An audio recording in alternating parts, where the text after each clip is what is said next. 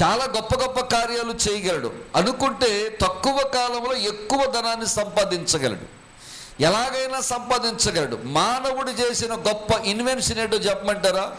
మానవుడు భూమి మీద ఉండి ఎక్కడో మార్స్ మీద ఉన్నటువంటి గ్రహం మీదకి ఒక యంత్రాన్ని పంపించి, ఆ యంత్రాన్ని ఎక్కడో కొన్ని వేల లక్షల కిలోమీటర్లో ఉన్నటువంటి గ్రహం మీదకి ఒక యంత్రాన్ని పంపించి, ఆ యంత్రాన్ని భూమి మీద నుండి మనోడు ఆపరేట్ చేయడం అనేది జ్ఞానమునకు మించిన సైంటిఫిక్, అది ఊహించలేనటువంటి కార్యం. అంత ఘనత సాధించగలిగిన వారు ఉన్నారు, సాధించిన వారు ఉన్నారు, డబ్బులు సంపాదించిన వారు ఉన్నారు, ప్రపంచానికే కుబేరులుగా పిలువబడిన వారు ఉన్నారు. రియల్ ఎస్టేట్ రంగంలో, సినీ రంగంలో, సైన్స్ రంగంలో, ఎడ్యుకేషన్ రంగంలో గొప్ప గొప్ప పేరు ప్రఖ్యాతులు సంపాదించి గొప్ప గొప్ప ఉన్నతమైన 1, 2, 3, 4 స్థానాల్లో ప్రపంచంలో ఉన్నారు. ఇలాంటివన్నీ మానవుడు సంపాదించగలడు, కానీ మానవుడు సంపాదించలేదు ఏంటంటే ఆయుష్ సంపాదించలేట. మీకు తెలుసా? డబ్బున్న వాళ్ళందరూ ఆయుష్ కొనుక్కోవచ్చంటే గనక ప్రపంచంలో ఉన్న కుబేరులందరూ కూడా ఆయుష్ కొనుక్కుని ఇప్పటి వరకు బ్రతుకుండేవారు. ఆయుష్ని ఎవడు కొనలేడండి. ఆ సంగతి ఎవరికి తెలుసు అంటే దావీదుకు తెలుసు. ఆయన మహారాజు, దేవుని ఆత్మ కలిగిన వాడు, ప్రవచనాత్మకంగా కీర్తనలు పాడినవాడు, దేవుణ్ణి పాటల ద్వారా సంతోషపరిచిన వాడు. అతను పలుకుతున్న మాట ఏమిటంటే, అయ్యా, ఈ వెండి బంగారముల వల్ల కానీ, నా సింహాసనము వల్ల కానీ, నాకున్న భార్యల వల్ల కానీ, నాకున్నటువంటి పేరు ప్రఖ్యాతుల వల్ల కానీ నా ఆయుష్ను నేను తెచ్చుకోలేను, కానీ సంవత్సరమునకు నీవు ఆయుష్ను కిరీటముగా చేసి నా నెత్తి మీద నువ్వు ధరింపజేస్తున్నావు అయ్యా అంటున్నాడు దావీదు. దేవునికి స్తోత్రం. హల్లెలూయా. బిడ్డలారా, ఈరోజు మీరు పేపర్ చూసారో లేదో, వాట్సాప్ గ్రూపుల్లో వచ్చాయో లేదో, ఈ రోజుల్లో మీరు చూస్తే కనుక ఒక కుర్రవాడు నైట్ బాగా ఫుల్గా తాగి వాడు అనుకున్నాడంట, వాడు బైక్ చాలా స్పీడ్గా తోలుకుంటే వెళ్తూ ఇటో బైక్ వస్తుంది, వీళ్ళ మధ్యలో నుంచి కనుక నేను వెళితే కనుక మంచి సర్ప్రైజ్ ఇవ్వచ్చు అని ఏమనుకున్నాడంటే, ఇటో లైట్ మధ్యలో నుంచి స్పీడ్గా ఫుల్గా తాగేసి వాడు 120 కిలోమీటర్ల వేగంతో దాని దగ్గరికి వెళ్ళి గుద్దేసినట్టు. ఇంతకు ఇటో లైట్ ఉంది, మధ్యలో వస్తుంది, లారీ వస్తుంది. వాడు అనుకున్నాడు ఇటో బైక్ వస్తుంది, మధ్యలో వచ్చి నేను వెళ్ళొచ్చు కదా అనుకున్నాడు. తాగిన మత్తులో వాడు ఏం చేస్తున్నాడు వాడికి తెలియక వెళ్ళి కొడితే బ్రెయిన్ మొత్తం స్పాట్ డెడ్, అంటే బ్రెయిన్ చెల్లాచెదురైపోయింది. మరి అది ఇంటిలో నూతన సంవత్సరమైన సంబంధించినటువంటి ఆశీర్వాదాలు ఉంటాయా, దుఃఖాలు ఉంటాయా? చెప్పండి. సో లోకములో ఉన్న కుర్రవాళ్ళందరూ గంజాయి తాగి, సిగరెట్లు తాగి, బీడీ తాగి, పబ్ డ్యాన్సులు వేసి, తీన్మార్ డ్యాన్సులు వేసి జీవితాలని. ఇంకొక సంఘటన కూడా ఈ రోజు ఒకటి రాశాడు. ఈ 31st నైట్లో నూతన సంవత్సరంలోకి ఎంటర్ అవుతున్న సమయంలో వాళ్ళిద్దరి మధ్యలో ఏదో గొడవ వచ్చిందంట. వాడికి స్నేహితుల మధ్య గొడవ వచ్చిందంట. ఎప్పుడైతే స్నేహితుల మధ్య గొడవ వచ్చిందో వాడు తాగుతున్న బీరు బాటిల్ పగలగొట్టి ఆ బీరు బాటిల్తో పొట్టలో పొడిచేసాడు. వాడి యొక్క నూతన సంవత్సరం ఆహ్వానం అలాగుంది దేవుని బిడ్డలారా. కానీ కృప కలిగిన దేవుడు, ఇక్కడ ఉన్న వాళ్ళు చాలా మంది అసలు ఈ సంవత్సరం చూసే భాగ్యం దేవుడు మనకి ఇవ్వకపోతే, దేవుడే కనుక నీ పక్షంగా లేకపోతే ఈ సంవత్సరం మనం చూసి ఉండేవాళ్ళం కాదు. ఎందుకో చెప్పమంటారా? నిన్ను ప్రేమించిన దేవుడు, నీవు కార్చిన కన్నీరు చూసిన దేవుడు, నీ పట్ల కనికరం ఉంచిన దేవుడు ఈ 2024 కిరీటంగా చేసి నీ తల మీద పెట్టాడు, నీ కుటుంబం మీద పెట్టాడు, నీ బిడ్డల మీద పెట్టాడు, ఖచ్చితంగా నీ మీద పెట్టాడు. దేవుని బిడ్డ, దేవునికి మహిమ కలుగునుగాక. హల్లెలూయా. అందుకనే దావీదు అంటాడు, సంవత్సరమునకు నీ దయా కిరీటమును నీవు నాకు. ప్రపంచంలో మనం ఏదైనా సంపాదించగలము, కానీ సంపాదించలేదు ఏంటి బిడ్డలారా? ఆయుష్. అది ఎవరు ఇవ్వాలి? ఆయుష్యే కనుక మనం సంపాదించుకోగలిగితే ఎవడి మాట వింటాము మనం? భూలోకంలో న్యాయము కన్నా అన్యాయమే పిచ్చి బేరిపోతుంది. భూలోకంలో మంచి కన్నా చెడు ఎక్కువైపోతుంటుంది. భూలోకములో జరిగేటువంటి మంచి కార్యాల కన్నా చెడు కార్యాలు ఇప్పుడు ఎక్కువగా చూస్తున్నాం. రాబోయే కాలంలో ఇంకా ఆయుష్ ఎక్కువైపోయి డబ్బులు పెట్టి కొనుక్కొని ధనము పెట్టి కొనుక్కోగలిగితే కనుక ఇంకా భయంకరమైన కార్యాలు మనం చూచుండేవాళ్ళం. అందుకని ఆయుష్ని ఎవరి దగ్గర పెట్టుకున్నాడంటే ఆ బాబు దగ్గర పెట్టుకున్నాడు. హల్లెలూయా. నరులారా తిరిగి రండి, నేను మిమ్ములను పిలుచుచున్నాను అంటున్నాడు. బిడా, ఒక మాత్రం గుర్తుపెట్టుకో, నీ ధనమో నీ డబ్బో నీ వెండో నీ బంగారమో నీ అందమో నీ ఆస్తో కాదు, కేవలము దేవుని కృప వల్ల అనే దయా కిరీటం నీకు ధరింపజేశాడు, నీ బిడ్డలకు ధరింపజేశాడు, నాకు ధరింపజేశాడు, నా కుటుంబానికి ధరింపజేస్తున్నాడు, నీకు ధరింపజేశాడు, నీ బిడ్డలకు ధరింపజేశాడు. అందుకనే నూతన సంవత్సరంలోకి మనం వెళ్ళినప్పుడు ఒక 5 మాటలు చెప్పి నేను ముగిస్తాను. జాగ్రత్తగా గమనించండి. ఈ 5 మాటలు చాలా శ్రేష్టమైనవి. ఏమిటంటారు 5 మాటలు? నెంబర్ 1, పాత సంవత్సరంలో మనం ఎక్కడైతే పడిపోయామో, ఎక్కడైతే తప్పిపోయామో, ఏ విషయంలో అయితే మనం చెదిరిపోయామో, ఆ విషయాలన్నిటి విషయంలో నూతన సంవత్సరంలో మనం అడుగు పెట్టినప్పుడు దేవుని దగ్గర ఒప్పుకొని మనం నూతన సంవత్సరంలోకి మనం వెళ్ళాలి. ఎక్కడెక్కడ పడిపోయామో నీకు తెలుసు. ఒకప్పుడు దేవునిలో ప్రార్థనలో ఉండేదానివి, ప్రార్థన ఎక్కువ చేసుకునేదానివి. నీకు ఒక మంచి మాట చెప్పమంటావా?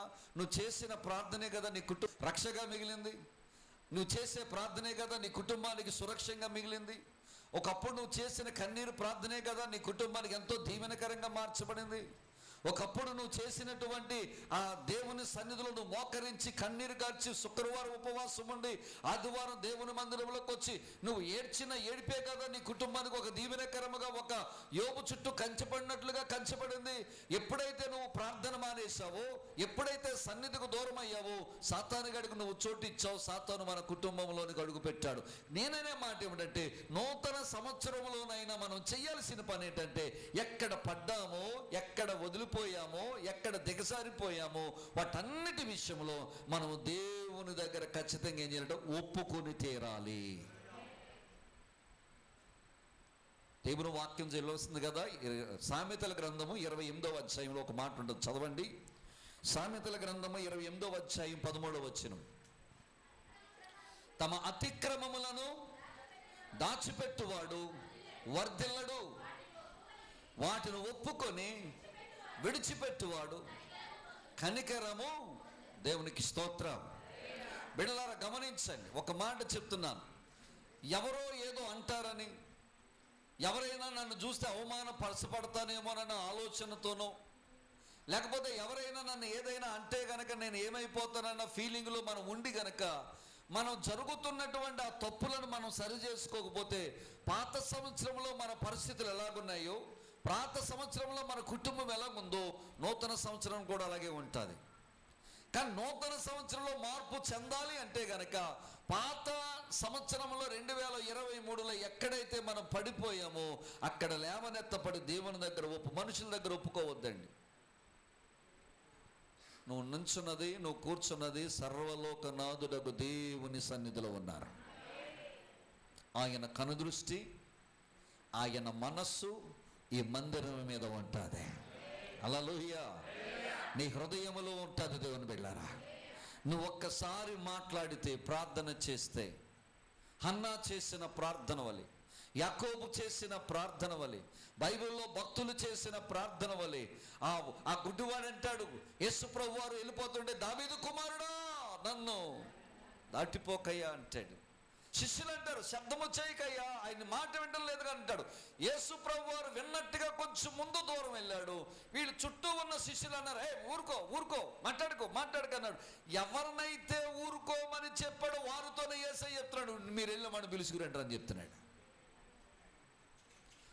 ఊరుకో అన్న వాళ్ళనే అన్నాడు యేసుప్రభు పిలిచి, నువ్వు వెళ్ళా గుడ్డోని పిలిచిరమ్మన్నాడు.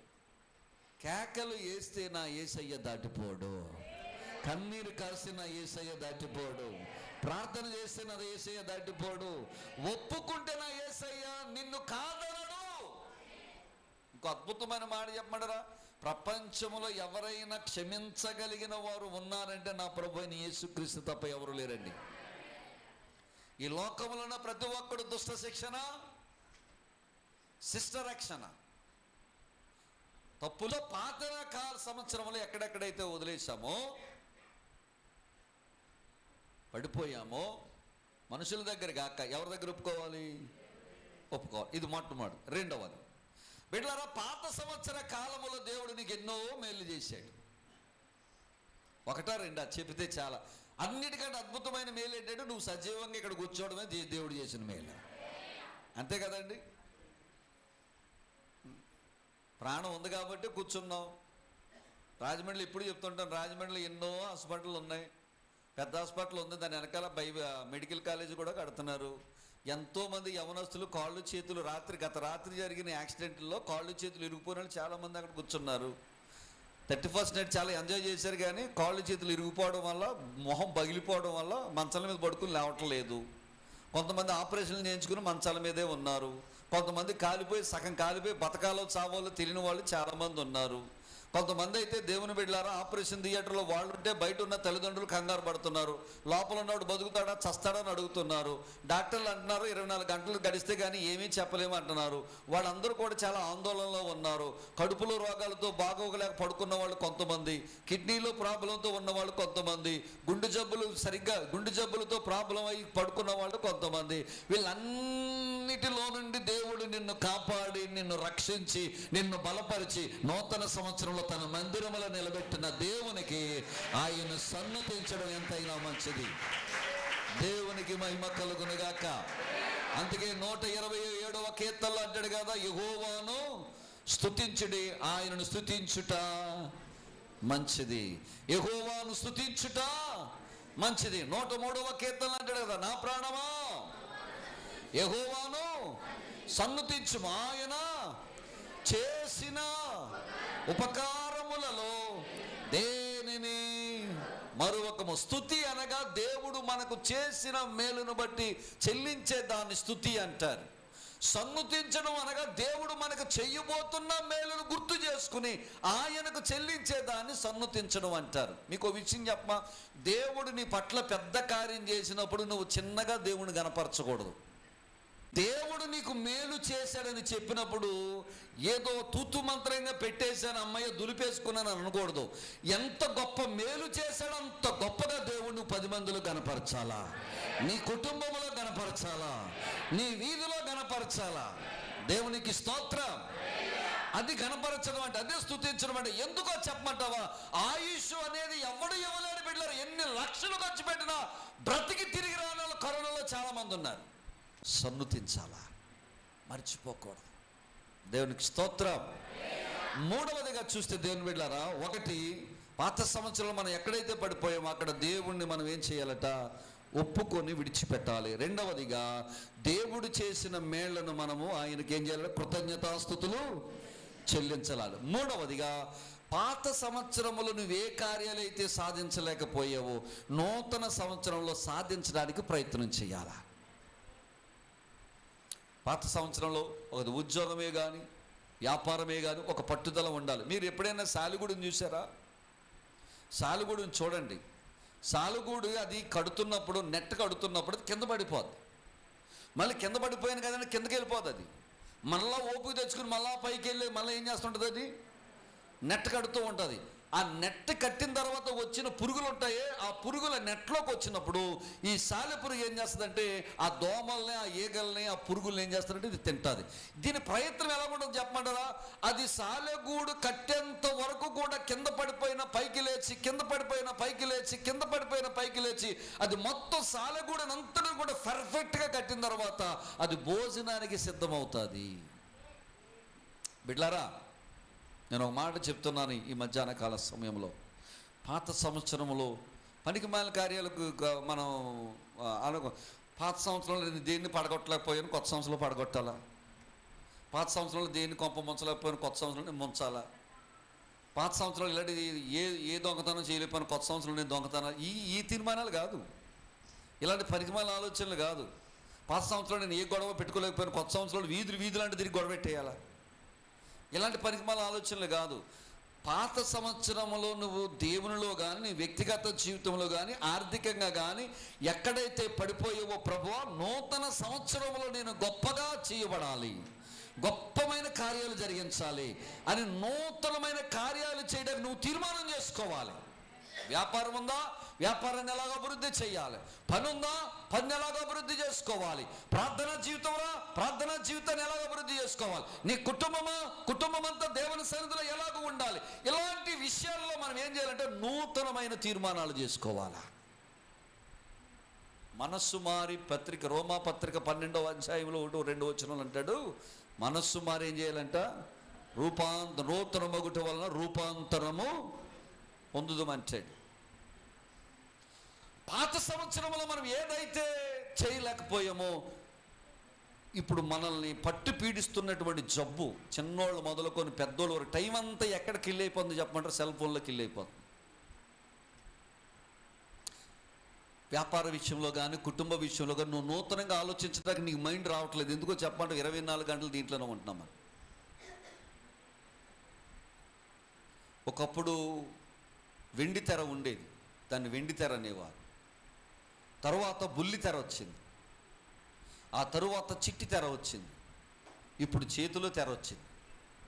రేపు పొద్దున్న ఏమొస్తుందో, వెండి తెర, బుల్లి తెర, చిట్టి తెర, చేతిలో తెర. ఈ తెర నీ జీవితాన్ని నాశనం చేసేస్తుంది. ఇందులో పడిపోవటం వల్ల ఆలోచన శక్తి తగ్గిపోతుంది. ఇందులో పడిపోవటం వల్ల నీలో ఉన్న ఆ సృజనాత్మకం అనేది బయటికి రాకుండా పోతుంది. ఇందులో పడడం వల్ల నీ సమయాన్నంతా వృధా చేసుకుంటున్నావు. ఇందులో పడడం వల్ల ప్రార్థనా జీవితాన్ని కోల్పోతున్నావు. ఇందులో పడడం వల్ల నువ్వు చేయాల్సిన కార్యాలు వాయిదా వేసుకెళ్తున్నావు. కాబట్టి పాత సంవత్సరములో సాధించలేని కార్యాలు నూతన సంవత్సరంలో మనము సాధించాలి. 4వదిగా నూతన ప్రణాళికలు చేయాలండి. నూతన ప్లాన్స్ చేయాలి. నూతన ప్లాన్స్, కొత్త ప్రణాళికలు సిద్ధం చేసుకోవాలి. వ్యాపారం అభివృద్ధి చెయ్యాలి, నా పని అభివృద్ధి జరగాలి, నా జీవితం అభివృద్ధి జరగాలి, నా ఉద్యోగం అభివృద్ధి చెందాలి, ఆత్మీయ జీవితము అభివృద్ధి చెందాలి, దేవుని సన్నిధిలో మేము ఉండాలి, ప్రభువులను మేము ఉండాలి అన్న కొత్త ప్రణాళికలు వేయాలి. కొత్త ప్రణాళికలు వేయాలంటే ఎలాగండి పాస్టర్ గారు అంటే, అది దేవుని మందిరంలో గడిపితేనే దేవుడు ఇస్తాడు. యెహోవా యందు భయభక్తులు కలిగి ఉండుటే జ్ఞానమునకు మూలం. ఎవరు యందు భయభక్తులు కలిగి ఉండాలి? జ్ఞానమునకు మూలము ఆయనే. అడుగు వారికి ప్రతి ఒక్కరికి కొదువ లేకుండా జ్ఞానమును అనుగ్రహించువాడు ఆయనే. నువ్వు దేవుని మందిరకు వచ్చి నువ్వు అడగాలి. ఎవరెవరండి, దేవుణ్ణి అడగాలి, దేవుడు ఇస్తాడు. ఎవరికైనా జ్ఞానము కొదువుగా ఉన్న ఎడల ఆయనను అడగవలను అని దేవుని వాక్యం స్పష్టంగా చెప్తుంది. సో నూతన ప్రణాళికలు చేయాలి. 5వదిగా మనం చేస్తే కనుక దేవుని బిడ్డలారా, మరి నూతన ప్రణాళికలు అయిన తర్వాత నూతనమైన తీర్మానాలు చేసుకోవాలి. 5వది నూతనమైన తీర్మానాలు.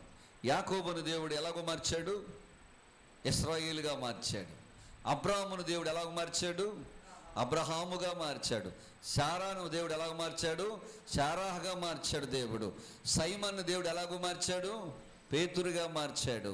మనల్ని కూడా దేవుడు మార్చాలంటే నూతనమైన తీర్మానం చేసుకోవాలా? దేవునికి స్తోత్రం చెప్పండి. ఏ తీర్మానం చేసుకోవాలి? పాత సంవత్సరం ఎలాగో గడిచిపోయింది, ఈ సంవత్సరం నేను ఎక్కువ ప్రార్థన చేస్తాను, దేవుని మందిరంలో గడుపుతాను, నేను సువార్త చెప్తాను, పక్కవారికి దేవుని వాక్యాన్ని చెప్తాను, నా ఇంటి వాళ్ళందరూ కలిసి కుటుంబ ప్రార్థన చేస్తాను. నేను మాట చెప్తాను బిడ్డలారా, ఏ కుటుంబం అయితే కుటుంబ ప్రార్థన చేస్తుందో ఆ కుటుంబాన్ని దేవుడు దీవిస్తాడు, కాపాడుతాడు. దేవునికి స్తోత్రం. హల్లెలూయా. మీలో నేను చెప్పే సలహా మీ అందరికీ నూతన సంవత్సరం ఇచ్చే తీర్మానం ఏంటో చెప్పమంటారా? నీవు, నీ బిడ్డలు, నీ కుటుంబము మీరందరూ చాపేసుకుని 8 గంటల నుంచి 9 గంటల వరకు, 7 గంటల నుంచి 8 గంటల వరకు ఏదో ఒక గంట టయాన్ని పెట్టుకొని మీరందరూ చాపేసుకుని మీ కుటుంబం అంతా కూర్చుని ఒక పాట పాడి కీర్తన చదివి ప్రార్థన చేస్తే గనక నీ కుటుంబాన్ని ఖచ్చితంగా దేవుడు దీవిస్తాడు. నీ బిడ్డలను ఖచ్చితంగా దేవుడు దీవిస్తాడు. తన కాపుదల ఇస్తాడు దేవుని బిడ్డలారా. హల్లెలూయా. ఇలాంటి నూతనమైన తీర్మానాలు తీసుకోవాలా. ఇక నుంచి నేను, నా భర్త, నా కుటుంబం, నా పిల్లలు మేమందరము దేవుని సన్నిధిలో ఉంటామన్న తీర్మానం చేసుకోవాలా.